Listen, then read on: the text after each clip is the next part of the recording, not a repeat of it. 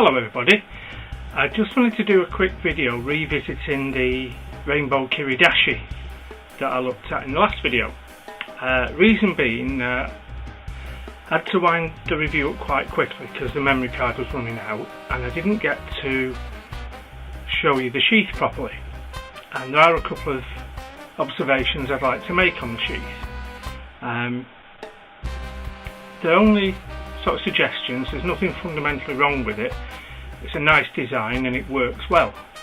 But I think rather than just send my feedback to the lads by email, I did say I'd do a full and honest review, and so I'm going to put these two suggestions in a little video, and then if I'm wrong and my suggestions are stupid, you can all shoot me down in flames. So let's go over to the desk and have a look at the sheath. Okay, so here we have the knife in the sheath. As you can see, the construction is a clear synthetic for the belt loop and the outside of the sheath with a leather liner. Let's get on the scales.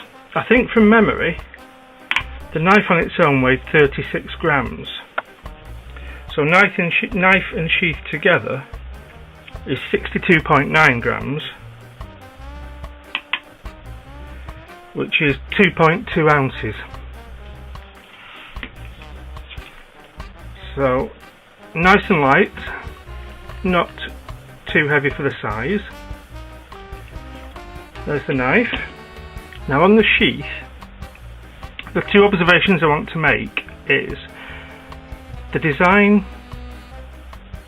and construction with the leather liner, which is nice and soft for the titanium, and then the plastic outer. Looks good, it's functional, but something occurred to me. The leather that's under the plastic, I don't know what sort of plastic this is.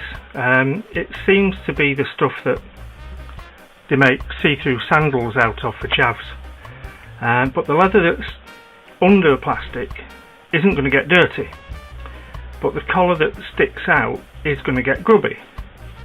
Every time you put the knife in and out the sheath, you're getting oil off your hands, and we all have oily skin, greasy hands, even if you don't think you have.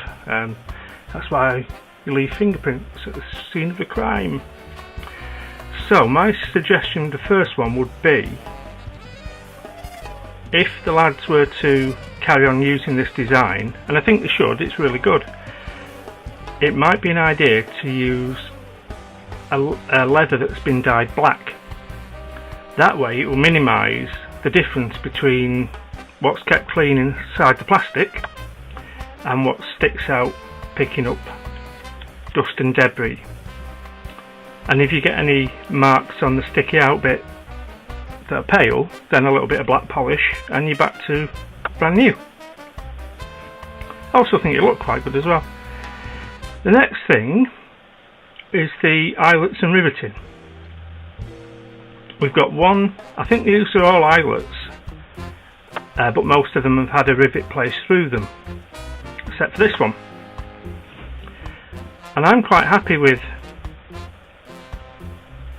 this as it stands.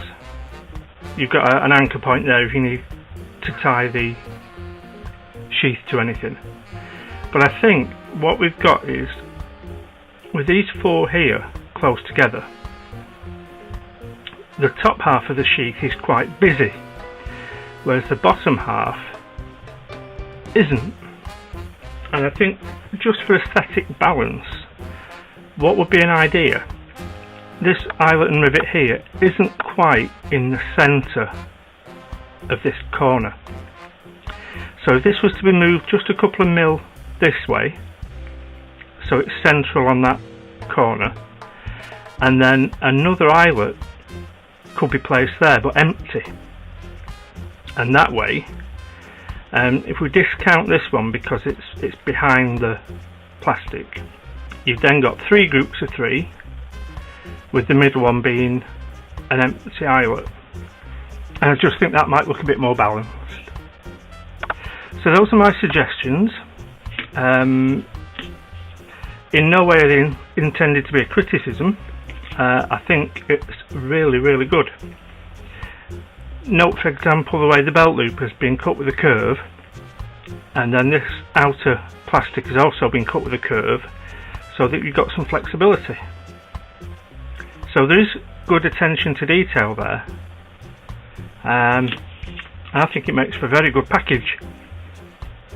So those are my observations. Hope you found them useful. Thanks for watching, and we'll see you next time.